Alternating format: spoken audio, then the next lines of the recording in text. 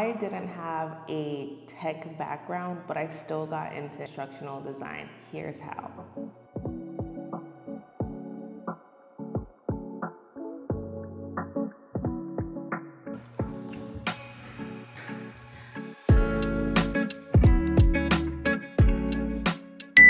Hi everyone, welcome back to my channel. Thanks for joining me on yet another instructional design video.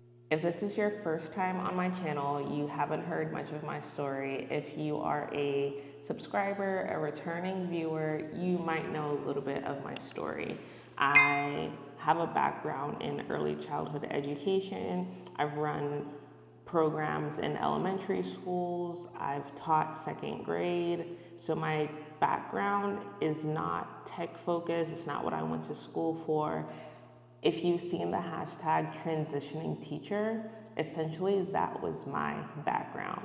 But at the time, that was a huge disadvantage. People didn't see the cross functionalities between teaching and instructional design. That has probably changed now, but I had no tech background and I did it. And so I'm here to tell you that you can too. So kind of what drew me to instructional design.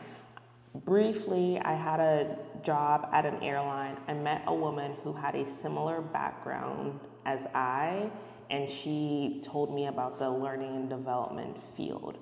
And so this wasn't particularly about instructional design, but she enlightened me about the field in general. So a team that could be made of instructional designers, project managers, comm specialists, etc., but on the learning and development team. I also had a friend who was getting their master's for instructional design and had recently become an instructional designer. So I had some knowledge of the topic, the field, etc., but I still didn't know what an instructional designer did. In my final year of teaching, I was living in New York at the time, and I was posed with the decision, because in New York, at a certain time, you have to go back and get your master's degree to continue to teach. And so I really was thinking, do I want to teach forever?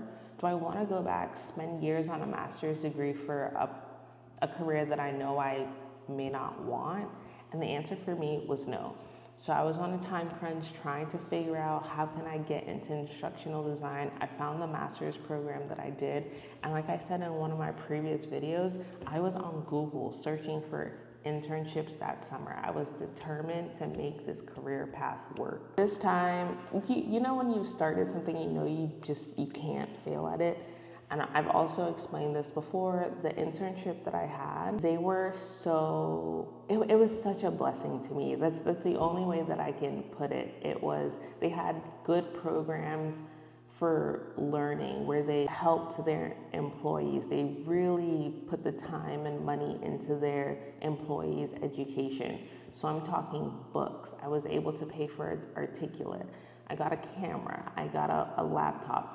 All this stuff, I was in that internship, and how was I going to make the best of it?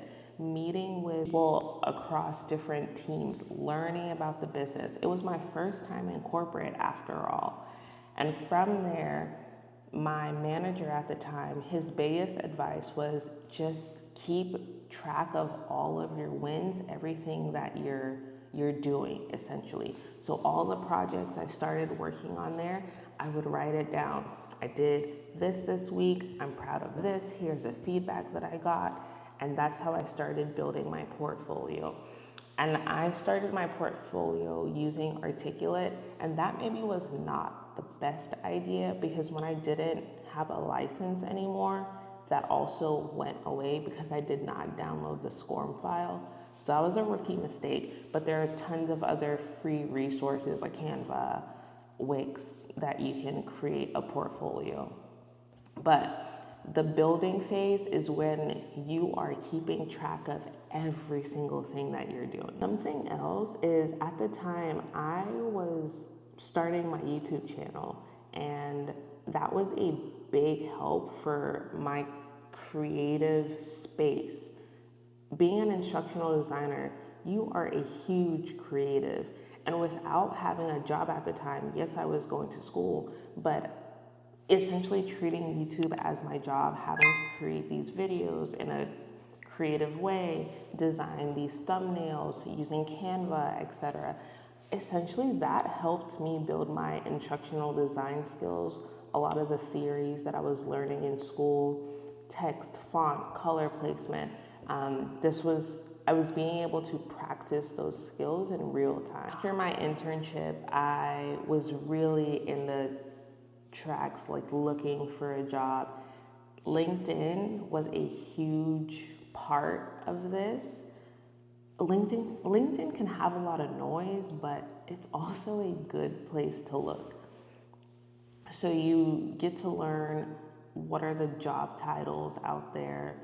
And I've learned there's learning and development specialist, instructional design, learning experience designer, a learning program manager. LinkedIn really helped me know that it's not just an instructional designer, because a job might hire you as an L&D specialist, but they really are looking for instructional design work. A lot of these companies back then anyway, they just knew that they needed someone to provide learning content, but they didn't even know what they were looking for essentially. So you have to get scrappy. Google, LinkedIn, I would say reach out to a recruiter, send your resume on a few websites, so when something bites, you're one of the first people that they can call. With my second job, I don't remember if I applied or if they found me, but I got that job through a recruiting agency, which again, that was such a blessing. They were looking for someone very quickly. I interviewed like 3 or 4 interviews in 1 week and moved forward very quickly, and I was able to start that job within a month.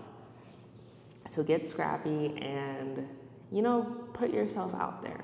Throughout all the other interviews that I was doing, a lot of people were very turned off by my teaching experience. They didn't see how the work was going to translate.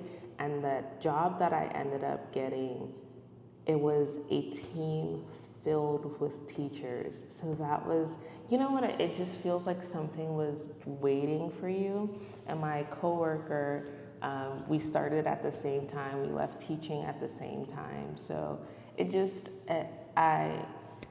sometimes I get sad that I'm not living in New York City anymore, because I truly enjoyed that role. But after all the months, interviews, hard work, that's how I was able to really land that job. And this was not my internship, so this was my first big girl instructional design job. So I say all that to say, you don't need to have a tech background to get into this field.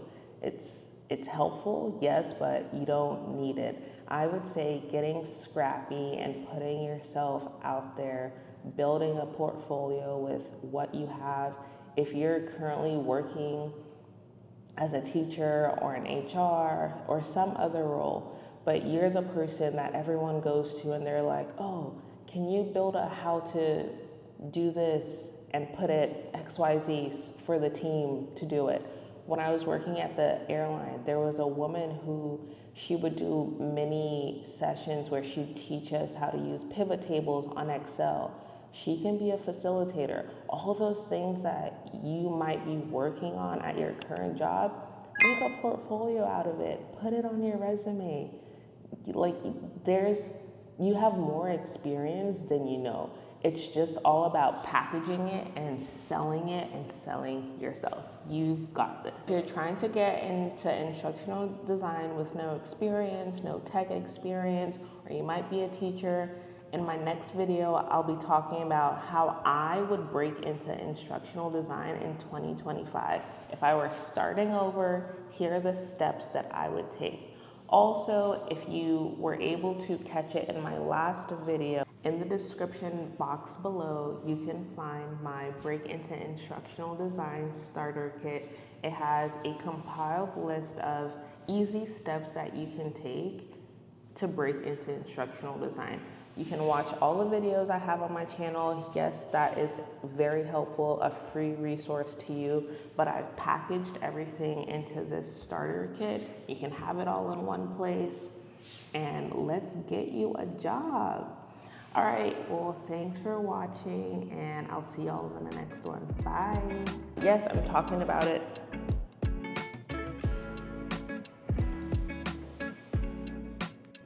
That was weird. The lights just cut off.